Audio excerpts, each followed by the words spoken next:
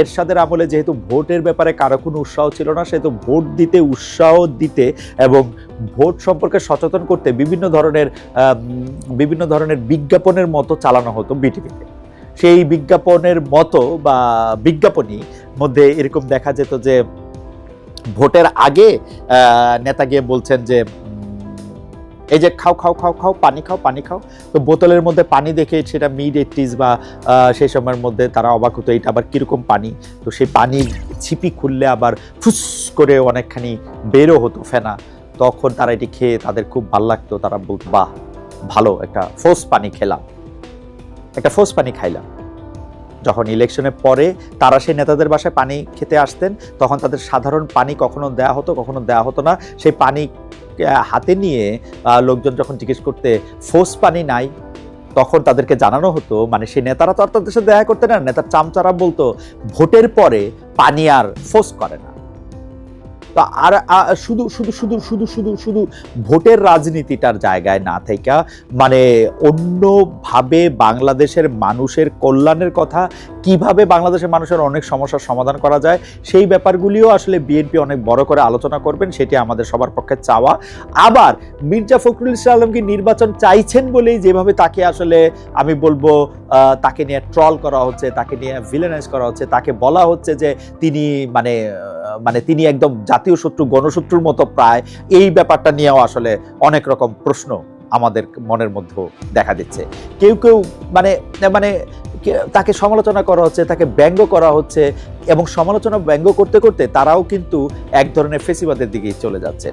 BNP নেতাদের নির্বাচন দাবি, গণতন্ত্রের প্রতিষ্ঠার দাবি জারি রাখা দরকার, কিন্তু বিএনপি যেসব কথা বলে যেভাবে আসলে সংস্কারকে আক্রমণ করছে, যারা আবার তাদের এই আক্রমণের কথা ধরিয়ে দিচ্ছে তাদেরকে আক্রমণ করছে, সেই ব্যাপারটি দেখে তো মনে হচ্ছে যে তারা এখনো ক্ষমতায় আসে না, ক্ষমতায় আসলে যে তারা কি করবে।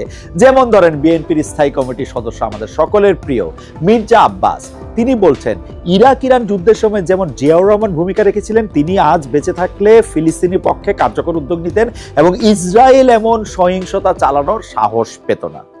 জনাব মির্জা আব্বাস, জিয়াউর রহমান বেঁচে থাকলে তিনি কি ভূমিকা রাখতেন, তার ফলে আরব বিশ্বের কি ভূমিকা হতো, সৌদি আরব এবং অন্যান্য আরব দুনিয়া আরো 2-3 ভাগে আলাদা হতো কিনা, সেগুলো অনেক বড় প্রশ্ন। কিন্তু আপনি যে এতবার করে জিয়াউর রহমানের নাম নিচ্ছেন, এবং জিয়াউর রহমান থাকলে ইসরায়েল আক্রমণ করতো না প্যালেস্টাইনে বিদ্যমান ব্যবস্থাপনায়, সেটি মানে একটু বেশি হয়ে গেল না? একটু বেশি কি হইল? আপনারা কি একটু বেশি বেশি বইলা মানে জিয়াউর রহমানকে অথবা খালেদা জিয়াকে অথবা তারেক রহমানকে ওই শেখ হাসিনার নামে যেরকম একটি বন্দনা সৃষ্টি হতে হতে শেখ হাসিনাকে হজরত বলতে বলতে শেখ হাসিনাকে একরকম আলাদা অতিলৌকিক একটা অমানবিক না মানে অতি মানবিক জায়গা দিতে চেষ্টা করতে গিয়ে তাকে অমানবিক করা হয়েছিল, সেইটাই কি আপনারা আসলে চাইতেছেন? মানে এই কথাটা বলা এখন কতটা প্রাসঙ্গিক? মানে এই গত 15 বছর ধরে কাল চরিত্র নিয়ে মানে বিকল্প দেখান, তিনি ছাড়া আর কে আসেন, সবাই খারাপ। মানে ইন্টারেস্টিং ব্যাপার কি জানেন, আওয়ামী লীগ আমলে মন্ত্রীদের বিরুদ্ধে সমালোচনা করলে প্রধানমন্ত্রীর কার্যালয় এবং প্রধানমন্ত্রী খুব খুশি হয়ে যেত, কারণ প্রধানমন্ত্রী শুধু ভালো, বাকি সবাই খারাপ। এসালাম চুরি করছে, প্রধানমন্ত্রী খালি ভালো। কিন্তু এই বাংলাদেশ থেকে 4000 কোটি টাকা বাইরে হয়ে গেছে, শুধু প্রধানমন্ত্রী ভালো।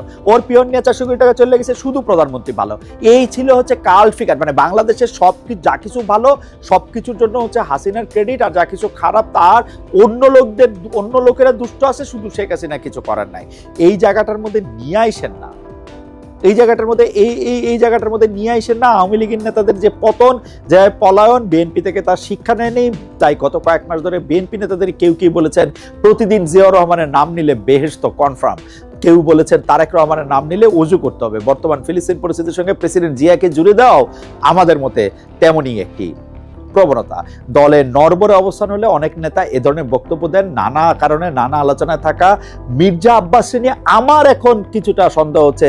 মনে হয় তার অবস্থান বা তার যে মানে তার যে তার ইয়ে কিছুটা নড়বড়ে।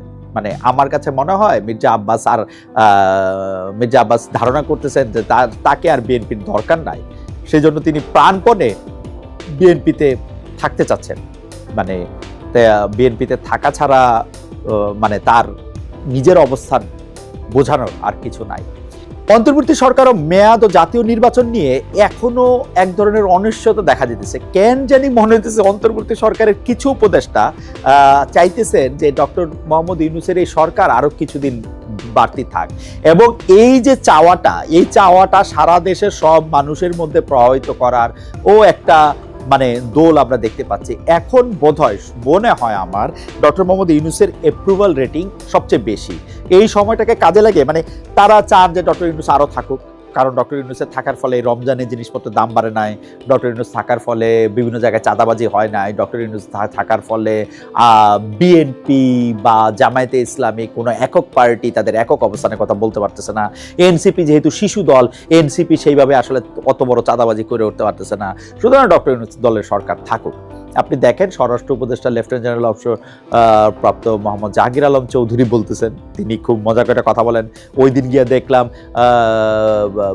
এক সরকারি কর্মকর্তাকে উনি ফোন করে ঝাড়ি দিচ্ছেন এবং মেক শিওর করতেছেন তার সামনে একটা টেলিভিশন ক্যামেরা থাকুক, এবং টেলিভিশন ক্যামেরার সামনে তিনি সেই সরকারি কর্মকর্তাকে বলছেন, আপনি আসেন, আপনি সেটা করে না দিলে কিন্তু আপনাকেই রিপেয়ার করে দেওয়া হবে।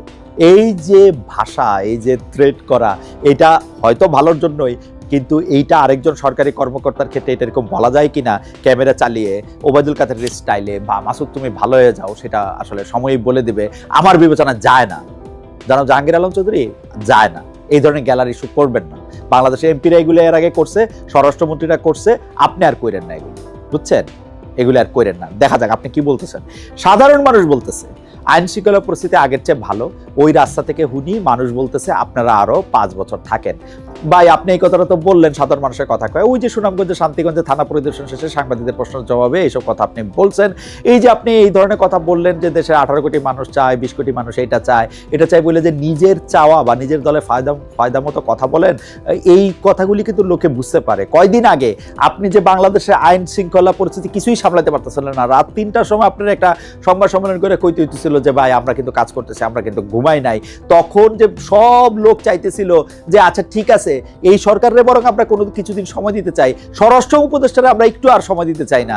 তখন কি আপনি জনগণের মুখের কথা বুঝছিলেন, নাকি এখন আপনি জনগণের কথা একটু ভালো শুনতে পাইতেছিলেন? আপনার মনে রাখতে হবে যে মানে যে জনগণের কথা আপনি শুধু সিলেক্টিভ ভাবেই শুনলে হবে না। নাকি আপনি ঢিল ছুঁড়া সরকারের বাজারটা বুঝতে চাইতেছেন, নাকি বিএনপির সঙ্গে আবার পাজল গেমটা আবারও মানে ওই যে চলতেছে না একটা মানে এটা ওই যে কি বলবো, এটা দাবা খেলার মতো একটা খেলা। আপনি একটা চাল দেন, উনি একটা চাল দেন, আপনি মন্ত্রী বাইর করেন, উনি একটা সৈনিক বাইর করেন, এদিকে একটা কিস্তি বাইর হয়, এগুলি চলতেছে নাকি? সরকারের মেয়াদ ও জাতীয় নির্বাচনের নির্দিষ্ট তারিখ যে ঝুলে আছে, যার কারণ সরকার দীর্ঘদিন ক্ষমতা থাকবে এমন গুঞ্জন আলোচনা চলছে শুরু থেকেই। সেই গুজবে আরো ইন্ধন আপনি যুক্ত করলেন না?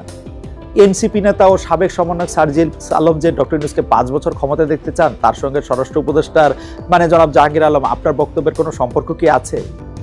কি সেই সম্পর্ক? আপনার কথা সার্জিস আলমের কথা মিলা যাওয়া কি কাকতালীয়?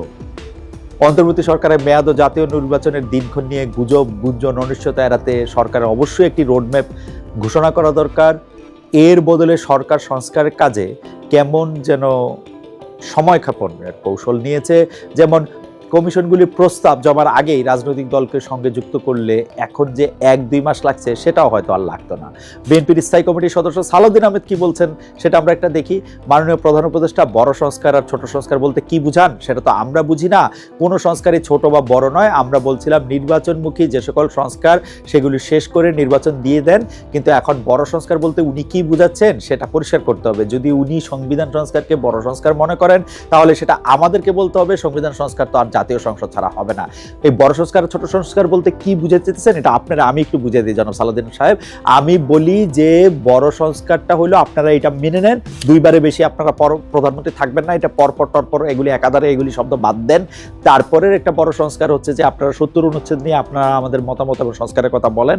আরেকটা বড় সংস্কার হচ্ছে 100 মানে উচ্চকক্ষ এবং নিম্নকক্ষ যদি হয় সেই উচ্চকক্ষ এবং নিম্নকক্ষের মধ্যে আপনারা শুধু বলেন, কার্যকর আপনারা কইরেন, আপনাদের অবস্থাটা শুধু আপনারা বলেন সেই উচ্চকক্ষ এবং নিম্নকক্ষের মধ্যে সেটা কি ভোটের প্রপোর্শন অনুযায়ী ঠিক হবে না আসনের অনুপাতে ঠিক হবে, এইসব ব্যাপারগুলিতে আপনাদের অবস্থান পরিষ্কার করে দেন। তাহলে আমরা কিন্তু একদম পরিষ্কার বুঝবো যে আপনারা আসলে আবারও একটা প্রধানমন্ত্রী শাসিত সরকার চাইছেন নাকি একটা কি চাচ্ছেন।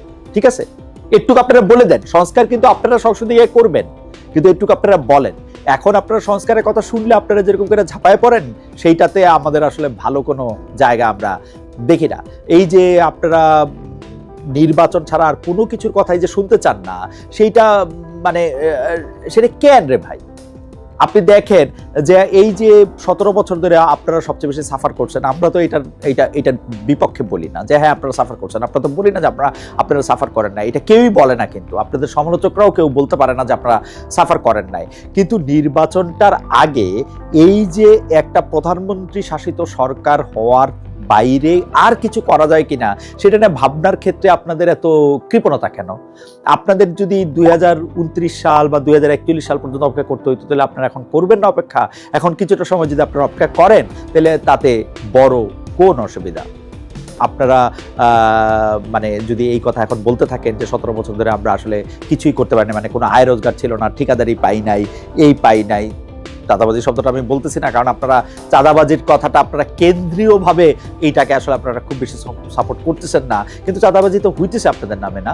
তো এখন আপনারা ক্ষমতার ফলটা ভোগ করবেন, দেশের যাবতীয় ব্যর্থতার দায় কি আর আপনারা নেবেন না? আপনারা চান যে যাবতীয় ব্যর্থতার দায় ডক্টর ইউনূস সরকারের কাছেই থাকুক?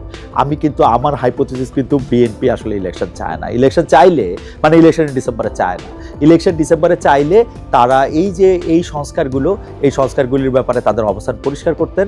এই অবস্থান পরিষ্কার করে তারা বলতেন যে হ্যাঁ এই সংস্কার তারাও চান, এই সংস্কার হইলে তাদের ভালোই হবে, খারাপ হবে না, এই সংস্কার হইলে তাদের রাজনীতির তো কোনো রকম কোনো অসুবিধা হবে না।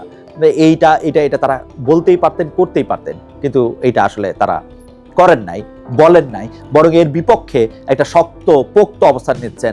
আমরা এই কথা স্মরণ করাই দিলে আমাদেরকে গালি দিতেছেন, শুকর টুকর বলতো আপনাদের মুখে বাঁধতেছে না।